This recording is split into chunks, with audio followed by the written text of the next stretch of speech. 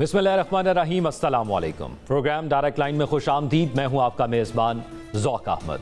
नाज़रीन, हमारे इस हारे हुए निज़ाम का अरशद नदीम जीत गया और कल वालेहाना पाकिस्तानी अवाम की जानिब से इस्तकबाल किया गया। खुसूसी तौर पर उनके आबाई इलाके में मियाँ चन्नू में उनका शानदार इस्तकबाल किया गया। लेकिन अगर मैं सरकारी और हुकूमती सतह पर बात करूं तो इससे बेहतर इस्तकबाल हो सकता था। कल हमें ऐसा लगा कि एक बच्चा जिसको अचानक खुशी मिलती है और वो कंफ्यूज हो जाता है कि मैंने कैसे सेलिब्रेट करना है, हुकूमत का किरदार भी कुछ ऐसा ही नजर आया। ये मेरी राय है कि इससे बेहतर तरीके से इंतजामात को देखा जा सकता था। हुकूमत की कंफ्यूजन कुछ इस तरह थी कि कभी कहा गया वजीर आजम एयरपोर्ट पर इस्तकबाल करने जाएंगे, कभी कहा गया वजीर आला पंजाब मरियम नवाज इस्तकबाल के लिए जाएंगी, कभी कहा गया स्टेट लाउंज के अंदर एक तकरीब का इनाकाद किया गया है, वहां पर उनको थोड़ी देर ठहराया जाएगा। फिर यह भी कहा गया कि कल रात को डबल डेकर बस के ऊपर उनको लाहौर का चक्कर नहीं लगवाया जाएगा, जिसकी वजह से जिस बड़ी तादाद के अंदर आवाम को वहां पहुंचना चाहिए था इस खुशी को सेलिब्रेट करने के लिए, वो लोग घरों में सिर्फ कल का इंतजार करते रहे कि दिन के टाइम जब डबल डेकर पर उनको लेकर जाया जाएगा तो फिर हम इस खुशी को मजीद सेलिब्रेट करेंगे। लेकिन इंतजामात को बेहतर किसने करना था, यह हुकूमत के लिए सवालिया निशान है। और दूसरी जानिब सियासी सूरत हाल और अवामी सूरत हाल, ये भी जीत और हार के दरमियान फंसी हुई है। किसकी जीत है किसकी हार है, ये समझ से बालातर है। नाज़रीन, पाकिस्तान में हर इंतखाबात के बाद इस गूंज के अंदर के धांधली हुई है। एक सियासी जमात ये दावा करती है कि उसने इंतखाबात जीत लिए हैं और वो हुकूमत बना रही है और वो हुकूमत बना लेती है, लेकिन अवाम कभी ये दावा करने में कामयाब नहीं हुई कि वो जीत गई है, क्योंकि हर साल या जब भी इंतखाबात होते हैं पाकिस्तानी अवाम के लिए मुश्किलात बढ़ती जा रही हैं और इस कदर बढ़ती जा रही हैं कि अब तो मायूसी हद क्रॉस कर गई है। इसी तरह अगर बात की जाए सियासी जमातों की फर्दन तो क्या हम ये देखें कि जो नवाज शरीफ इन इंतखाबात में हिस्सा लेने के लिए लंदन से पाकिस्तान आए, मौजूदा हालात क्या उनकी जीत हैं कि वो मंजर आम से गायब हैं? क्या हम इसको शहबाज शरीफ की जीत कह सकते हैं कि वो असम्बली के अंदर तो अपोजिशन लीडर से हाथ मिलाते हैं और कहते हैं एक मेज पर बैठ के बात करनी है, लेकिन दूसरी जानिब बाहर उनके वुज़रा प्रेस कॉन्फ्रेंस करते हैं और ना जाने कौन मजबूर करता है कि प्रेस कॉन्फ्रेंस करके कहें कि एक सियासी जमात को हम बैन कर देंगे। तो क्या इसमें हम हुकूमत की जीत समझें? क्या हम अहम इत्तेहादी बिलावल भुट्टो जरदारी और पीपल्स पार्टी, जो कि काफी अरसे से खामोश थे, किसी भी अवामी इशू पर वो असेंबली के अंदर बोलते हुए नजर नहीं आ रहे थे या कहीं प्रेस कॉन्फ्रेंस या उनका बयान नजर नहीं आता था, लेकिन जब दो आईनी इदारों की लड़ाई की बात हुई, दो आईनी इदारे आमने सामने आए, तो वो असेंबली के अंदर आते हैं और अपनी पोजीशन वाजे करते हैं कि मैं इन आईनी इदारों में से किसके साथ खड़ा हूं। क्या ये बिलावल भुट्टो जरदारी की जीत है? क्या वो इसको जीत समझते हैं या पीपल्स पार्टी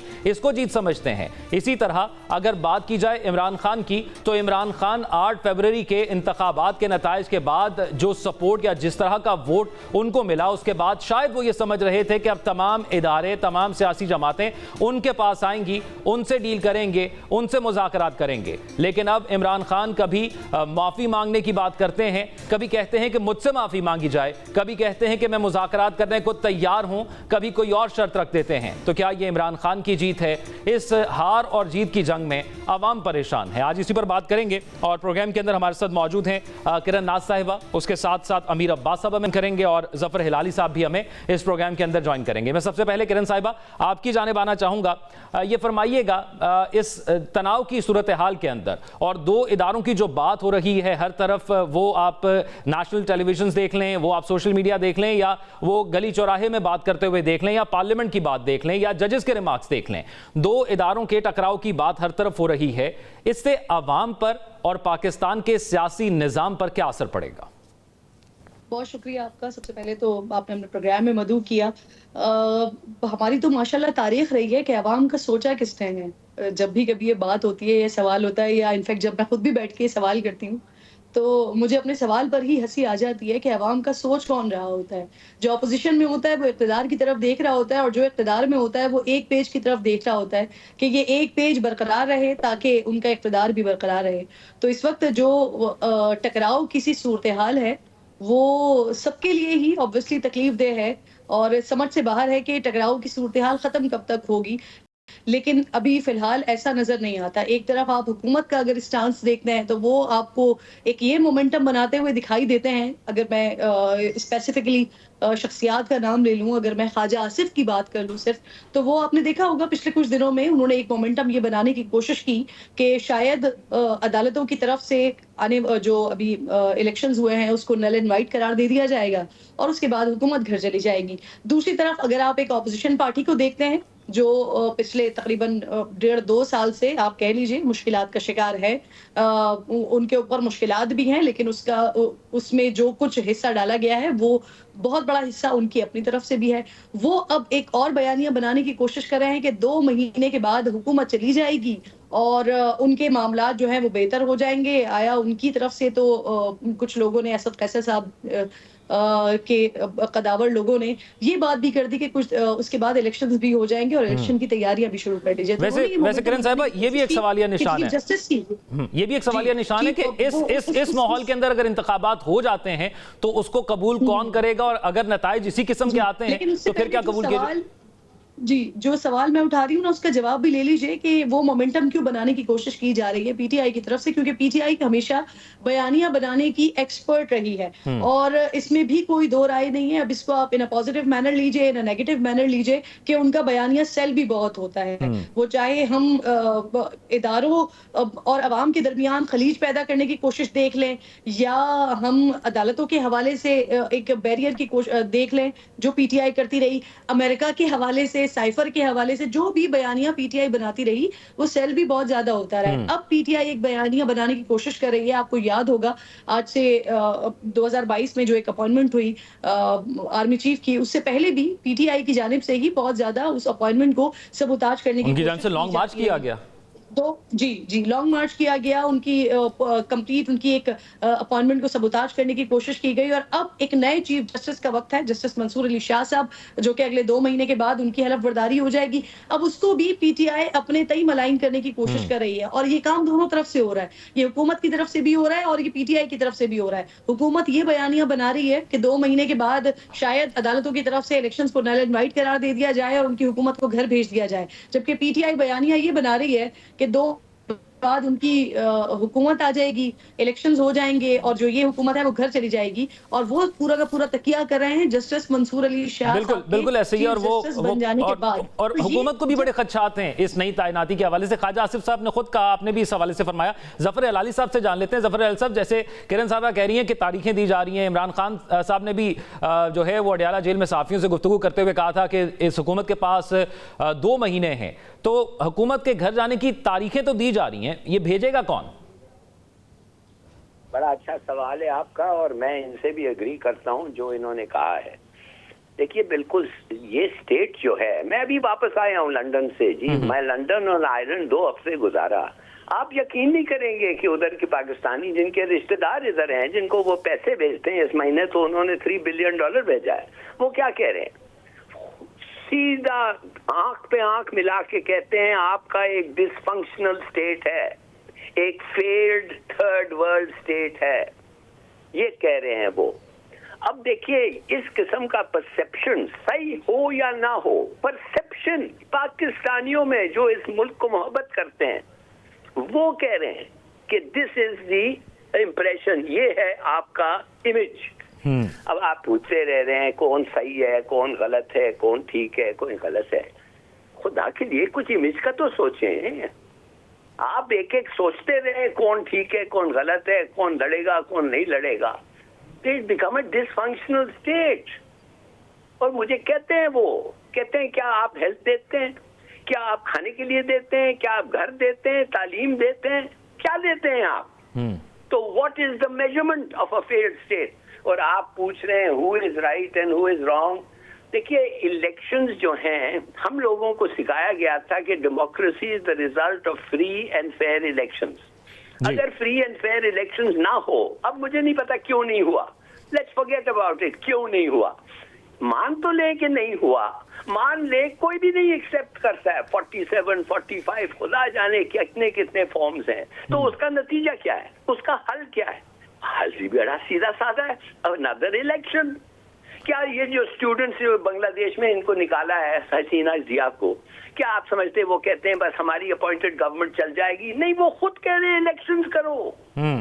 तो डेमोक्रेसी में जब खत्म हो जाता है कोई और तरीका नहीं होता है। You want to know who is the fount of power है, यू वांट टू नो कि अवाम किसके साथ खड़ी हुई है, तो आप करते हैं इलेक्शंस। ठीक है, और बिल्कुल बिल्कुल अलसब सही फरमा रहे हैं आप। जमहूरी माशरों में इंतखाबात ही मसाइल का हल होते हैं। अमीर अब्बास साहब ने हमें ज्वाइन कर लिया, मैं उनसे भी जान लेता हूँ। अमीर अब्बास साहब, क्या इस मौजूदा हालात के अंदर अगर इंतखाबात हो जाते हैं और जिस निज़ाम के तहत इंतखाबात होते हैं कि कोई भी ऐसे इंतखाबात पाकिस्तान के अंदर नहीं रहे जिसको किसी ने कबूल किया हो या जिस पर सवालात ना उठे हों, तो क्या कुछ हमें तब्दीली नजर आएगी या फिर जो होता गया उसी जो है वो नारों के साथ के धांधली हुई एक हुकूमत, फिर एक और हुकूमत आ जाएगी? जी बहुत शुक्रिया ज़ौक। देखें, अगर तो आपने इलेक्शन सिकंदर सुल्तान राजा की नाक तले करवाने तो उससे बेहतर है कि आप अगले 50 साल पाकिस्तान में इलेक्शन ना करवाएं। अगर आपने इंतखाबात इलेक्शन कमीशन के मातहत करवाने हैं तो फिर आप 100 साल पाकिस्तान में कोई फीफडम, कोई शेखडम, कोई मोहम्मद बिन सलमान, कोई मोहम्मद बिन जैद, कोई रॉबर्ट मुगाबे लाके बिठा दें तो वो ज्यादा बेहतर है। कम से कम ये इलेक्शन का लफ्ज इस्तेमाल करके उसकी तजलील तो ना करें। ये जो सामने आपने बोर्ड लगा रखा है कि इस घर में जमहूरियत रहती है और अंदर आपने फाशिज्म का राज कायम कर रखा है, इस बोर्ड को खुदा के लिए उतार दें। अगर तो इलेक्शन होगा इस मुल्क में, कोई अगर हम इंटरिम सेटअप के एतबार से बात कर रहे हैं, यानी कि एक ऐसा सेटअप आए जो इलेक्शन करवाए और फिर एक मुंतखब हुकूमत आए, तो फिर आपको उस रास्ते पर जाना पड़ेगा जो रास्ता इस वक्त बांग्लादेश में है, जहां डॉक्टर मोहम्मद यूनुस एक नॉन कॉन्ट्रोवर्शियल पर्सनैलिटी जो अपनी कौम का, अपने मुल्क का फख्र है, उसको ला के बिठाया गया। उसके नीचे 17 रुकनी काबीना बनी और वो अब एक ऐसा शफाफ, ट्रांसपेरेंट और तमाम लोगों का के इत्तेफाक राय पर मबनी सेटअप है, जिसके बाद अब वहां पे इंतखाबात होंगे तो आप कह सकते हैं कि अच्छा अमीर अब्बास साहब ये फरमाइएगा, एक फर्द वाहिद क्या इतना ताकतवर हो सकता है? आपने कहा कि अगर इस चीफ इलेक्शन कमिश्नर के नीचे इंतखाबात अगर करवाने हैं तो फिर 50 साल ना करवाए जाए, और फिर ये अपॉइंटमेंट भी पाकिस्तान तहरीक इंसाफ के जो साबिक चेयरमैन है, जो बानी है, उनकी थी और अब उनको ही एतराज है उन पर। यार देखिए, अगर मैं आपको ज़ौक एंकर बना के इस एक न्यूज की स्क्रीन पर बिठा दूं तो मैं किसी ट्रस्ट के साथ आपको बिठा रहा हूं ना। क्या आप ऑब्जेक्टिव जर्नलिज्म करेंगे, जबरदस्त शो कंडक्ट करेंगे, और अगर आप मेरे उस ट्रस्ट को ठेस पहुंचा दें तो इसमें मेरा कसूर है क्या? यानी मैंने आपको कस्टोडियन बनाया, ये इतनी अहम जिम्मेदारी सौंपी, तो उसका मेरा कसूर है? यानी अगर इमरान खान के दौर में उसको लगाया गया सही सिकंदर सुल्तान राजा को, तो क्या इमरान खान ने उसको ये मैंडेट देके लगाया था कि तुम धांधली करना, तुम डाका मारना, तुम पाकिस्तान की जमहूरियत को क्रैश और ट्रैम्पल ओवर कर देना, तो पाकिस्तान में पॉलिटिकल जो वेंट आउट करने का तरीका है तुम उसको स्ट्रैंगुलेट कर देना। लेकिन एक फर्द वाहिद इतना ताकतवर हो सकता है? एक फर्द वाहिद इतना ताकतवर हो सकता है? नहीं, एक उसकी ताकत का देखिए ना, एक आदमी तो नहीं ना, इस वक्त तो खैर पूरा सिस्टम बन चुका हुआ है ना। उस आदमी की साथ बहुत सारे और इदारे जुड़ चुके हुए हैं, बहुत सारे और ताकतवर शख्सियात हैं, अब तो पूरा सिस्टम कंस्ट्रक्ट हो चुका है। लेकिन अगर आप ये पूछेंगे क्या एक आदमी ठीक कर सकता है, अगर वो लिंचपिन हो, अगर वो किसी अहम इदारे में बैठा हो, जैसे कि इलेक्शन कमीशन है, उसे हम कहते हैं आयरन फिस्ट। अगर एक शख्स के पास आयरन फिस्ट हो, ऐसी की तैसी कोई जुर्रत नहीं कर सकता इस मुल्क के अंदर कि कोई उसका बाल बीका कर सके, बट उसके लिए करैक्टर और उसके आके बैठने की नीयत होनी चाहिए। ये नहीं, अगर वो आके बैठी किसी गलत नीयत से हो और उससे पीछे उसकी तारे तनाबे कोई और हिलाना शुरू कर दे, और एक मुल्क में डिजाइन बनाया जाए कि हमने ये इसको बिठाना है, इसको निकालना है, हमने मेक एंड ब्रेक करना है, हमने पार्लियामेंट से बाहर फैसले करने, हम हैं माई बाप इस मुल्क के, हम मैनेज करेंगे कि इलेक्शन कौन जीतेगा।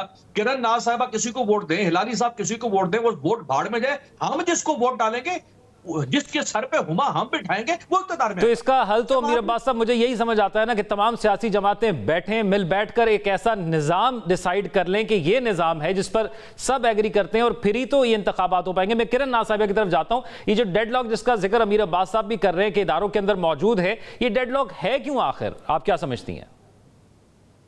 अच्छा, मैं अमीर अब्बास आपकी इस बात से ना 100% एग्री करती हूँ कि किसी ऐसी नशस्त के ऊपर किसी को बिठा दिया जाए तो बिठाने वाले का कसूर नहीं होता। जैसा कि चीफ इलेक्शन कमिश्नर के बारे में अमीर साहब ने बात की, उन्होंने बिल्कुल दुरुस्त फरमाया कि इसमें इमरान खान साहब का कसूर नहीं था कि अगर उनके दौर में लगाया गया।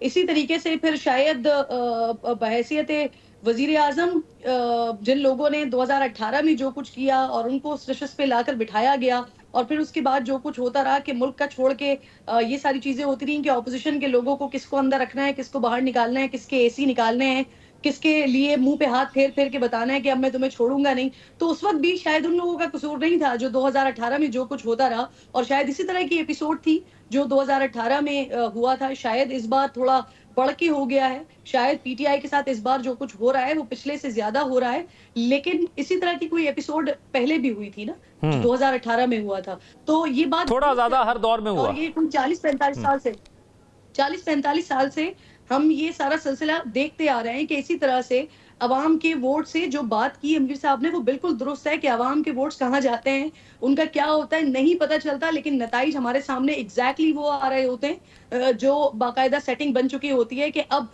आने वाले वक्त में कौन इलेक्शन जीतेगा, किसकी हुकूमत होगी, और वो जो हुकूमत बनाने वाले होते हैं वो कॉन्फिडेंटली हमें बता भी रहे होते हैं, और जिनकी हुकूमत नहीं बनने जा रही होती उनके जलसों से, उनकी बातों से, उनके जो उनका कॉन्फिडेंस शेक हो रहा होता है उससे अंदाजा हो जाता है कि किसकी कहाँ पर सेटिंग बन चुकी है। ठीक है, इदारों में डेडलॉक की वजह आप क्या समझते हैं? जाने वाली जो बात आप कर जी जो बात आप कर रहे हैं ना कि ये इदारों का जो डेडलॉक है, देखिए इदारों का डेडलॉक ये ज़बान ज़दे आम बात भी है और हम भी बहुत अच्छे तरीके से जानते हैं कि इदारे और कहाँ पर किसके साथ किसकी सेटिंग होती है और उसके बाद मामला बिल्कुल दुरुस्त चलते रहते हैं। तो एक तरफ से जो इदारों की डेडलॉक की बात आ रही है, यानी कि सुप्रीम कोर्ट अदालतों की अगर हम बात करते हैं वो अपने एक स्टांस के साथ मौजूद हैं और वहां पर अब हुकूमत को परेशानी होना शुरू हो गई, और यही सेम मंजर पीटीआई के दौर में हुआ करता था कि जिस वक्त मिस्टर जस्टिस काजी फाइज ईसा साहब जब कोई बात किया करते थे, उनके जो फैसले आया करते थे, अब वो जो कोई बात किया करते थे, तो उस वक्त की हुकूमत जो है वो परेशान होती थी और उस वक्त की ऑपोजिशन खुश हो रही होती थी और वो ये बता रही होती थी कि आने वाला वक्त जो होगा वो पीटीआई का वक्त नहीं होगा, वो हमारा वक्त होगा। तो वही वाली चीज आगे चल रही है, लेकिन इसमें जो सिर्फ एक प्रॉब्लम है ना, जो एक प्रॉब्लम है वो ये है कि पिछले दौर में ये तीनों हमें एक साथ एक पेज पर नजर आते थे। अदालतें भी सेम पेज पे होती थी, एस्टैब्लिशमेंट भी सेम पेज पर होती थी, हुकूमत भी सेम पेज पर होती थी। आज जो मंजर है वो शायद हमें अदालतें और हुकूमत तो अलग पेज पर नजर आती है, लेकिन हुकूमत और एस्टैब्लिशमेंट हमें एक पेज पर नजर आती है। जब तक ये एक पेज बरकरार है तब तक ये जो टकराव है ना। किरण साहब, ये एक पेज तो इमरान खान के दौर के अंदर भी बरकरार था, वो भी बड़ी तारीफें करते थे, जिस तरह शहबाज शरीफ साहब ने जो तारीफें की हैं, लेकिन इसके अंदर एक तीसरा फरीक जो है वो पार्लियामेंट भी बन गया। एक ब्रेक की तरफ जाना है, मैं ब्रेक से आता हूं। एक तीसरा फरीक पार्लियामेंट भी बन गया और जिस तरीके से पार्लियामेंट तनकीद की है अदलिया के फैसले पर, इससे क्या हल निकलेगा और क्या प्रूफ करने की कोशिश की जा रही है, मैं जफर हलाल साहब से भी ये जानूंगा, लेकिन एक ब्रेक की तरफ चलते हैं, ब्रेक के बाद वापस आते हैं।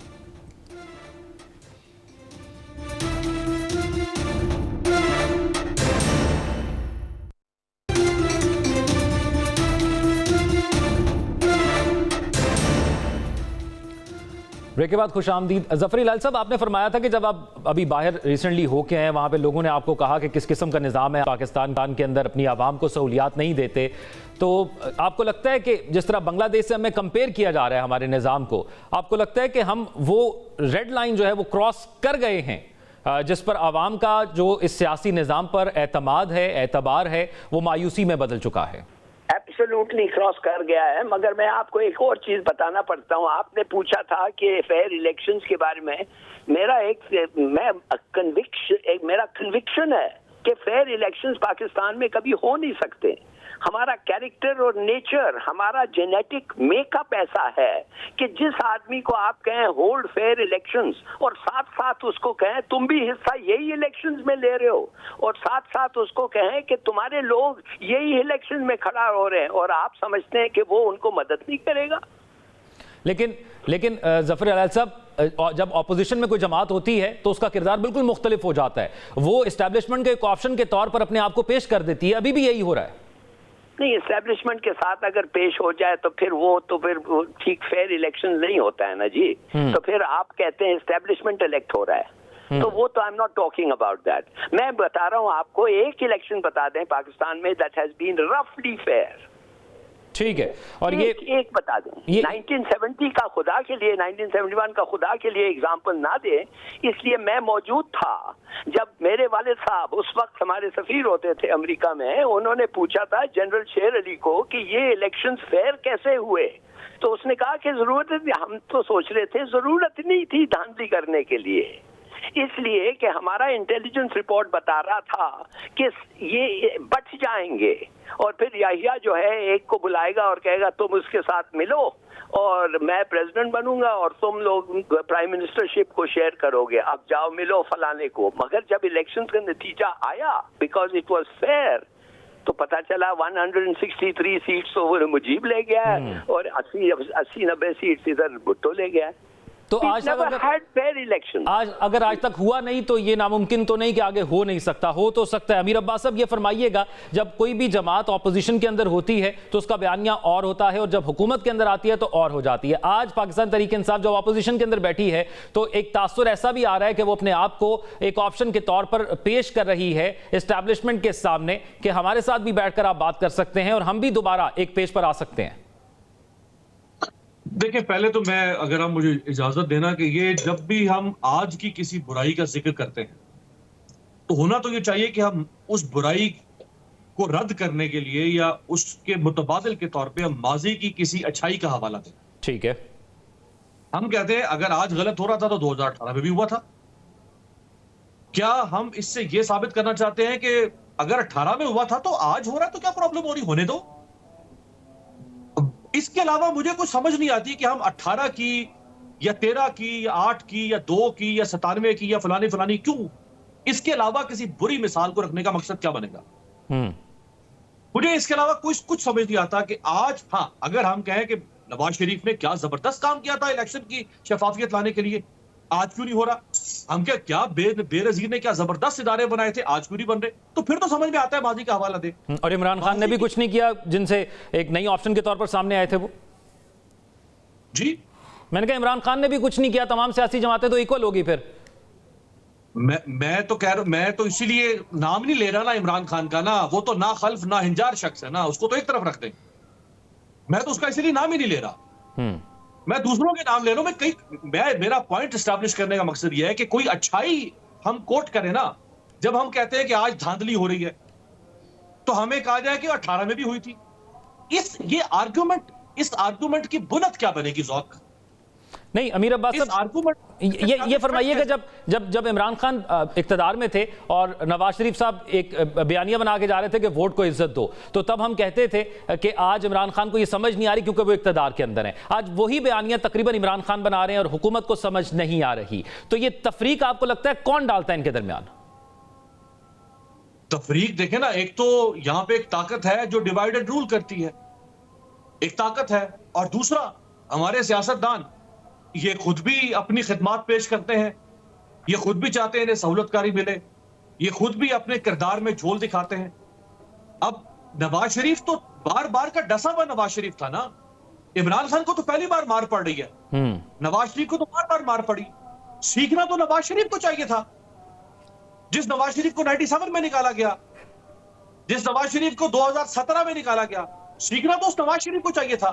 इमरान खान को तो पहली बार निकाला गया, उसको तो अब लात पड़ी ना, अब उसको पता चलेगा कि इक्तदार से निकाले जाने का मसला क्या होता है, कौन निकालता है, कैसे निकालता है। आज वो कह रहे हैं कि कैसे निकाला जाता है। तो जिनको निकाला गया बार बार में, पीपल्स पार्टी जो 1970 से शोर मचा रही है कि हमारे साथ मुशर्रफ ने ये किया, हमारी पार्टी बैन कर दी, हमारे साथ जियाउल हक ने ये किया, हमारे साथ याहिया खान ने ये किया, वो पीपल्स पार्टी आज का कंडक्ट शो कर रही है। मैं अमीर अब्बास साहब, एक और सवाल है, वो थोड़ी देर मैं किरण नाज़ साहब का जो पॉइंट ऑफ व्यू वो लेकर आता हूं, लेकिन एक सवाल ये भी है कि फिर आज इमरान खान इन्हीं सियासी जमातों से मुज़ाकरात को तैयार नहीं है ना, वो भी तो उन्हीं कुव्वतों की तरफ इशारा करें। लेकिन पहले किरण नाज़ साहब से जानना चाहूंगा। किरण नाज़ साहब, ये फरमाइएगा, जैसा अमीर अब्बास साहब ने कहा कि कोई नहीं सीखा, आपको लगता है हमारे यहाँ कोई सियासतदान सीखा है, किसी ने ग्रो किया है कि जमहूरियत को कैसे लेकर चलना है? नहीं, देखें, ये बात बिल्कुल सही कर रहे हैं, लेकिन पुरानी मिसालें इसलिए दी जाती है ना कि जब जिसने जो कुछ किया होता है और फिर ऑपोजिशन में आने के बाद वो उस सारे क्राइसिस से या वो सारे प्रोसेस से गुजर रहा होता है, तो फिर वो खुद अपने आप में एक हाजी सनाउल्लाह बन के पेश हो जाता है सामने और वो बताता है कि उसके साथ कितना जुल्म हुआ।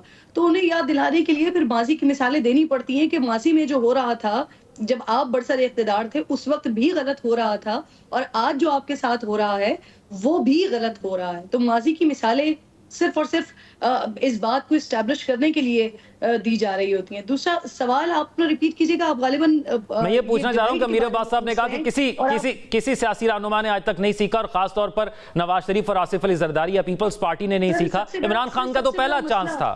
सबसे बड़ा मसला यही है, सबसे बड़ा मसला यही है, सीखा किसी ने नहीं है। और ये जो जाती अनाद और जो जातियात और जाती लड़ाइयाँ इतनी ज्यादा बढ़ चुकी हैं ना, कि अब वो सीखने वाले मराहिल से तो हम शायद लगता है कि बहुत पीछे चले गए, वरना हल अभी भी है। और उम्मीद कभी खत्म नहीं होती और हल कभी दूर नहीं होते, और अभी भी हल मौजूद है कि तमाम स्टेक होल्डर्स जो है ना, वो सिर्फ एक एक स्टेप पीछे हटें, बैठे साथ बात करें, बात करके हल निकाला जा सकता है, इस्तेहकाम की तरफ जाया जा सकता है। लेकिन मसला सिर्फ और सिर्फ यही है, जिस तरफ निशानदेही कर रहे थे अमीर अब्बास साहब, वो बिल्कुल दुरुस्त कह रहे थे, और आपने बड़ी एहतियात से काम लिया पूछते हुए। लेकिन बात एग्जैक्टली यही है कि जब तक जो हमारे पॉलिटिशियंस हैं, जो हमारे सियासतदान हैं, वो खुद चारा बनकर अपने आप को पेश करना छोड़ेंगे नहीं, जब तक वो सारे के सारे एक पेज पर आकर और ये समझने की कोशिश नहीं करेंगे कि आज अगर आप बरसर इख्तिदार हैं और आज आप किसी और के साथ जो कुछ कर रहे हैं, कल जब आप ऑपोजिशन में होंगे तो वही सारी चीजें आपके गले पड़ेंगी, वही सारे फैसले जो आप कर रहे हैं पार्लियामेंट में बैठकर, ये आपसे करवाए जा रहे हैं, कल जब आप ऑपोजिशन में होंगे तो वही सारी चीजें आपके गले पड़ रही होंगी। तो उसके लिए कंसेंसस बहुत ज्यादा जरूरी है, जो तमाम पॉलिटिशियंस के दरमियान हो, जो बगैर इस तफरीक के हो कि आपका ताल्लुक किस फला पार्टी से है और आपका ताल्लुक फला पार्टी से है। जब तक तमाम सियासतदान एक पेज पर नहीं हो जाते, जब तक तमाम सियासतदान जो है वो तमाम स्टेक होल्डर्स एक पेज पर नहीं हो जाते, जब तक मसले का हल नहीं निकल सकता। लेकिन हमारी मजबूरी यही है कि जो मैंने आकाश में बात की थी, कि जब हमें नजर आ रहा होता है कि जी हाँ, we are the best option, और हम इस वक्त जो है वो इख्तिदार का ताज अपने सर पर रख सकते हैं, तमाम जो भी माइनस एंड प्लस है उसके साथ, तो फिर उसके बाद ये होता है कि आपको माननी पड़ती है। जब आप अपने ओन पर नहीं आ रहे होते, जब आप किसी और के कंधे के ऊपर पांव रखकर आ रहे होते, तो आपको माननी पड़ती है। और बहुत सारी चीजें बिल्कुल ऐसे ही है, फिर माननी पड़ती है। और फिर यही आए थे, फिर आपने जब आप खुद ऑपोजिशन में आए तो आपने बताया कि आपको क्या क्या करना पड़ता था, आपको अपने लोगों को, अपने इत्तेहादियों को जमा करने के लिए किसको कहना पड़ता था कि आप फोन करें। और अगर आज भी ये सारी चीजें हो रही हैं, तो आज भी मेरे जैसे, अमीर अब्बास जैसे लोग, हम बैठ के अपनी अपनी स्क्रीन पर ये कह रहे होते हैं हुकूमत के लोगों को कि जो कुछ आप कर रहे हैं, ये आप अपने गले के लिए फंदा खुद तैयार कर रहे हैं, कि जब आप ऑपोजिशन में होंगे सारी चीजें आपको भुगतनी पड़ेंगी। लेकिन क्या कहिए कि इख्तिदार का शायद नशा ऐसा है कि जिस वक्त आप होते हैं उस वक्त तो फिर आप एक पेज पर हो जाते हैं, जब इख्तिदार में होते हैं तो एक पेज पर हो जाते हैं। अमीर अब्बास साहब, दो सवालात हैं, मैं चाहूंगा कि इन दोनों के जवाबात को जिस तरह, क्योंकि एक ऑपोजिशन का इमरान खान के हवाले से है कि वो अपने आप को सियासी जमातों से मुज़ाकरात के लिए उनके साथ बैठने को तैयार नहीं है, और दूसरा हुकूमत के हवाले से सवाल कि पार्लियामेंट जो तनकीद अदलिया पर कर रही है वो जायज़ है। देखिए, जहां तक इमरान खान का ताल्लुक है, उनको बैठना चाहिए। अगरचे हम ये जानते हैं कि पीएमएलएन पीपल्स पार्टी इस वक्त एक नाम नेहाद डमी हुकूमत के तौर पे काम कर रही है, फ्रंटमैन के तौर पे उनकी अपनी कोई हैसियत, औकात, उनकी कोई ताकत, कोई इख्तियार नहीं है। इसके बावजूद इमरान खान को उन्हीं से बात करनी चाहिए, उन्हीं से बात करनी चाहिए, उन्हीं के साथ बैठना चाहिए। और इमरान खान को किसी और गैर जमहूरी या गैर सियासी ताकत से बात नहीं करनी चाहिए। अगर वो किसी और से बात करते हैं तो क्या वो इसलिए बात कर रहे हैं कि इनको निकालो और मुझे लाके बिठा दो? तो फिर तो ये एक और बड़ा जुर्म करने जाएंगे वो इस कौम के साथ, इस मुल्क के साथ। लेकिन अगर वो इसलिए बात करते हैं कि चूंकि वो ताकत में है, वो मुक्तदरा है, और फैसले बहुत सारे उनकी आंखों के नीचे से गुजरते हैं, मैं चलिए ये नहीं कहता उनके हाथों के नीचे से गुजरते हैं, उनकी आंखों के नीचे से गुजरते हैं, तो वो शायद उनको इसलिए कहना चाहते हैं कि आप इस मसले को हल करें। उनको ये एक क्लियर पोजीशन लेनी पड़ेगी कौम के सामने। क्लियर पोजीशन तो उन्होंने ले लिया, उन्होंने कहा हम 9 मई वालों से मुज़ाकरात नहीं करेंगे। नहीं, वो आप तो एस्टैब्लिशमेंट की पोजीशन की बात कर रहे हैं, मैं इमरान खान की पोजीशन। अच्छा, कि इमरान, चूंकि आपका सवाल इमरान खान के बारे में था, इमरान खान को क्लियर पोजीशन लेनी पड़ेगी कि वो क्यों नहीं नून लीग पीपल्स पार्टी के साथ बैठ के बात करने को तैयार। वो बैठे, और अगर ये जब जो दो बड़ी जमातें हैं, अगर ये कोई जमहूरी सियासी हल इमरान खान के सामने पेश करने में नाकाम रहती हैं, तो फिर इमरान खान हक बजानिब होंगे। फिर वो बताएं कौम को कि मेरे पर ही ये सारा नजला गिराया जा रहा था कि मैं नरगसियत का मारा हुआ हूं, मैं इनके साथ बैठ के बात करने को तैयार हूं, लेकिन मैं तो बैठा हूं इनके साथ। मैंने तो मुज़ाकरात के 10, 15, 20 दौर किए हैं इनके साथ, लेकिन इनके पास कोई हल नहीं है इस वक्त। ये तो बुरहान दर बुरहान पैदा कर, लेकिन वो उनके साथ बैठेंगे तो वो इस बात को भी कहने के काबिल होंगे। लेकिन अगर वो बैठते ही नहीं है उनके साथ और वो कहते हैं मैंने एस्टैब्लिशमेंट के साथ बैठना है, तो फिर उनका वो जो जमहूरी जो उनका स्टांस है उस पर बहरहाल तनकीद करेंगे लोग, उस पर सवाल उठेंगे। तो उनको ये वाज़ेह तौर पे अपना स्टांस लेना चाहिए, उनको वाज़ेह तौर पर अपना स्टांस लेना चाहिए। लेकिन बार बार एक जो चीज़ आ रही है वो माफ़ी के हवाले से आ रही है। कभी ये खबर चलती है कि इमरान खान मशरूत तौर पर माफ़ी मांगने को तैयार हैं, कभी कहा जाता है कि वो खुद आकर मुझसे माफ़ी मांगें, फुटेजेस दिखाएं। अब ब्रेक की तरफ जाना है, लेकिन ब्रेक से वापस आएंगे तो मैं ये ज़रूर जानना चाहूँगा कि माफ़ी का इतना जिक्र करके क्या पाकिस्तान तहरीक इंसाफ के सपोर्टर्स को रेडी किया जा रहा है? और अगर इमरान खान माफ़ी मांग लेते हैं तो फिर जो हुकूमत और इत्तेहादी है उनके पास क्या रह जाएगा? एक ब्रेक के बाद इस पर बात करते हैं। Stay with us.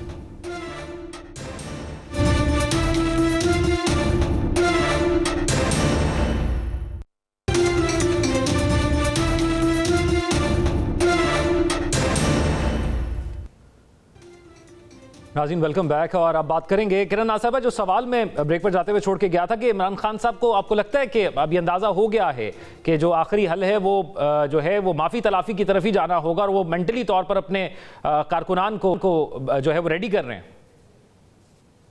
देखिए, ये अंदाज़ा तो बहुत पहले हो जाना चाहिए था। वो इसलिए हो जाना चाहिए था कि पीटीआई के अपने लोग ये बात कहते हुए बारहा नज़र आते हैं कि अब हमें निकलना चाहिए, अब हमें निकलना चाहिए। अलीमा खान साहिबा, उनकी बहन, वो जब इमरान खान से मिल के आती हैं तो उन्होंने भी 1-2 दफ़ा इस बात का इज़हार किया कि निकलना चाहिए हमें। और इमरान खान खुद अपने बारे में नहीं कहेंगे कि उनको जेल से निकाला जाए, बल्कि लोगों को निकलना होगा। लेकिन सिवाय सवाबी के जलसे के आपको पिछले कुछ अरसे में, या कह लीजिए जब से इमरान खान जो है वो जेल में है, तब से अब तक आपको कोई भी ऐसा मुतासिर कुन ना जलसा, ना रैली, ना कोई इस तरह की कोई चीज़ पीटीआई की तरफ से नजर आई, सिवाय सोशल मीडिया अगर आप देखते हैं वहां पर आपको दिखाई देता है। रहनुमा उनके कहते हुए दिखाई देते हैं, दीगर स्टेटमेंट्स उनके आ रहे होते हैं कि हम भूख हड़ताल करेंगे, भूख हड़ताल की तरफ जाएंगे, फिर तारीखें देते हैं कि हम जलसे करेंगे, लेकिन जलसे होते नहीं हैं। फिर उसके बाद वो मजीद किसी और चीज़ की बात होती है, लेकिन हो नहीं पा रहा होता। तो इमरान खान को ये बहुत अच्छे से अंदाजा हो जाना चाहिए कि उनके पास दो ही हल हैं। एक तो ये आपके अदालतों की तरफ, क्योंकि उनके केसेस मौजूद हैं, और अगर वो जेलों से निकलेंगे, अगर वो जेल से बाहर आएंगे तो वो अदालतों के जरिए ही आएंगे। क्योंकि इससे पहले अगर आप नवाज शरीफ की मिसाल लें, अगर आप आसिफ अली जरदारी की मिसाल लें, अगर आप दीगर सियासतदानों की मिसाल लें, जितने भी लोग जेलों में रहे हैं वो अदालतों के जरिए ही बाहर आए हैं। क्या ये भी बताइएगा कि क्या आपको लगता है कि रियासत अफोर्ड कर पाएगी अगर वो बाहर आते हैं? तो मैं दोबारा सवाल दोहराइएगा। रियासत अफोर्ड कर पाएगी? वो बाहर आते हैं और वही अपनी एहतजाजी सियासत। मैं एग्जैक्टली इसी बात पर आपके सवाल पर ही आ रही थी। एक तो मामला ये कि अदालतों से ही अगर उनको रिलीफ मिलना है तो वो सिर्फ अदालतों से मिलना है। दूसरा, जो माफी की मुसलसल बात हो रही है, तो माफी के हवाले से आपने ब्रेक से पहले बात ये की थी कि क्या हुकूमत का जो बयानिया है उसका क्या होगा और रियासत इस बात को अफोर्ड कर पाएगी या नहीं। लेकिन उन सबसे पहले सवाल ये है कि क्या इमरान खान माफी मांगने के बाद ये सारी बातें जो पिछले बहुत सारे अरसों से वो कर रहे हैं, मीर जाफर मीर सादिक की बात वो कर रहे हैं, वो कहते हैं कि जो दरवाजे के ऊपर चौकीदार बैठा होता है वो उसकी बात करते हैं, जब वो न्यूट्रल होने की बात करते हैं, जब वो कभी कहते हैं कि हाँ जी उन्होंने अपने लोगों को कहा कि जीएचक्यू के सामने जाके एहतजाज करें, लेकिन एहतजाज तो पाकिस्तान में कहीं भी हो सकता है। और फिर जब वो इस बात पर माफी मांगेंगे कि 9 मई जो कुछ हुआ वो यकीनन उनकी जमात की तरफ से, अगर उन्होंने इस बात पर माफी मांगी है कि वो उनकी जमात की तरफ से हुआ, तो फिर उनके अपने बयानिए का क्या होगा?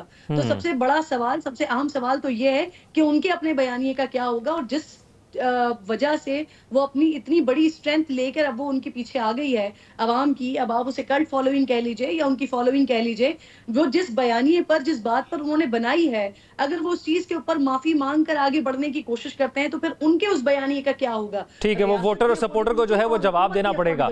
अमीर अब्बास साहब ये फरमाइएगा, इस टाइम ये बात पीछे चली जाती है। अमीर अब्बास साहब ये फरमाइएगा, इस वक्त मौजूदा सूरत हाल के अंदर आपको लगता है कि जो भी साहिब इक़्तिदार है, क्योंकि हमने 2 इदारों की बात की, उसमें एक एस्टैब्लिशमेंट एस्टेब्लिशमेंट और एक अदलिया की बात कर रहे हैं, जो कि हर बंदा कह रहा है कि आमने सामने आई हुई है, तो आपको लगता है कि हर बंदा अपने कार्ड्स खेल रहा है? जिस तरह बिलावल भुट्टो जरदारी बड़े अरसे से खामोश रहे, उन्होंने एकदम मंजर आम पर आए, असेंबली के अंदर आकर बताते हैं कि मैं किस साइड पर खड़ा हूं, और आपको लगता है कि पीपल्स पार्टी की ये जीत है और वो जो एक पेज है उस पर अब पीपल्स पार्टी चाहती है कि हम मुकम्मल तौर पर काबिज हों? और इसी तरह शहबाज शरीफ साहब ने भी एक तकरीर के अंदर आर्मी चीफ की बहुत तारीफें की हैं, तो आपको लगता है कि अब अपने अपने कार्ड शो करा रहे हैं कि किसके पास ज्यादा कार्ड है, किसके पास ज्यादा सपोर्ट है?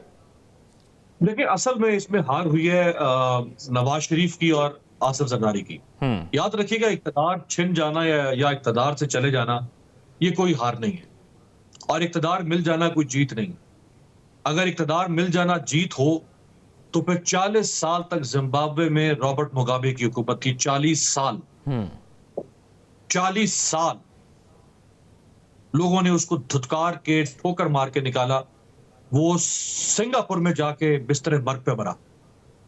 इक्तदार होना कामयाबी नहीं है, और इक्तदार छिन जाना भी कामयाबी नहीं। कामयाबी यह है कि आपने अगर कोई सियासी उसूल अपनी जिंदगी में कायम किया था, मुतय्यन किया था, क्या आप अपनी सियासत उस उसूल के गिर्द चलाते हैं या आप समझौतों के गिर्द चलाते हैं? पीपल्स पार्टी जो जमहूरियत की सबसे बड़ी चैंपियन थी, आइन की सबसे बड़ी चैंपियन थी, बाकी जमातें तो चाहे वो पीटीआई हो या नून लीग हो, इन्होंने कभी भी जमहूरियत या आइन का इतना राग नहीं अलापा था। सुबह शाम जो लोगों को कैप्सूल घोल घोल के पिलाने वाली पार्टी थी वो पीपल्स पार्टी थी। गुज़श्ता 16 महीने की हुकूमत पीडीएम की, और अब ये 6 महीने की हुकूमत जो इनके सहारे पर खड़ी है। इस 22 महीनों के अंदर जो फाशिज्म मुल्क में हुआ, इसकी बराह रास्त जिम्मेदार पीपल्स पार्टी है। जो हाइब्रिड निजाम बना, इसकी बराह रास्त जिम्मेदार पीपल्स पार्टी है। जो ह्यूमन राइट्स की वायलेशंस हुई, इसकी बराह रास्त जिम्मेदार पाकिस्तान पीपल्स पार्टी है। और दूसरी पीएमएलएन, यानी आप ये देखें कि अच्छा अमीर अब्बास साहब, यहाँ पे पीपल्स पार्टी पर एक सवाल ले लीजिएगा। पीपल्स पार्टी जब ये इंतखाबात होते हैं उसके बाद सबसे पहली ऑफर तहरीक इंसाफ को करती है। वो कहती है कि आपके पास मेजॉरिटी है, आए हुकूमत बनाए। तो ये उन्होंने जिम्मेदारी तो दी ना एक जमात को। वो देखें, वो इमरान खान की सियासी खुदकुशी थी। कैसे? जिस पीपल्स पार्टी ने उनकी हुकूमत का तख्ता उल्टा जनरल बाजवा की मदद से, जिस पार्टी के 16 महीनों में पीडीएम अव्वल में जो फाशिज्म हुआ, वो जाके इमरान खान पर उनके साथ किस तरह बैठ सकता था? और क्या आप नहीं जानते कि इमरान खान और उसकी पार्टी को हुकूमत में नहीं आने देना था? तो पीपल्स पार्टी के साथ इत्तेहादी बने या नवाज शरीफ के साथ इत्तेहादी बने? रियासत को मंजूर ही नहीं था इमरान खान। आप तो इस बुनियाद पर यह सवाल उठाएं। ठीक है, आपको लगता है कि रियासत को कबूल नहीं था। प्रोग्राम का वक्त खत्म हो गया है। बहुत शुक्रिया मेहमानों का जो कि अपनी अपनी राय के हवाले से आगाह कर रहे थे। उम्मीद करते हैं मामला जो है वो सियासी सतह पर हल होंगे। सियासी सतह पर होंगे तो हमें सियासी तौर पर इस्तेहकाम भी नजर आएगा, मईशत भी ठीक नजर आएगी, और हमारी मायूसी भी जो है वो खत्म हो जाएगी। अपना ख्याल रखिएगा। अल्लाह हाफ़िज़।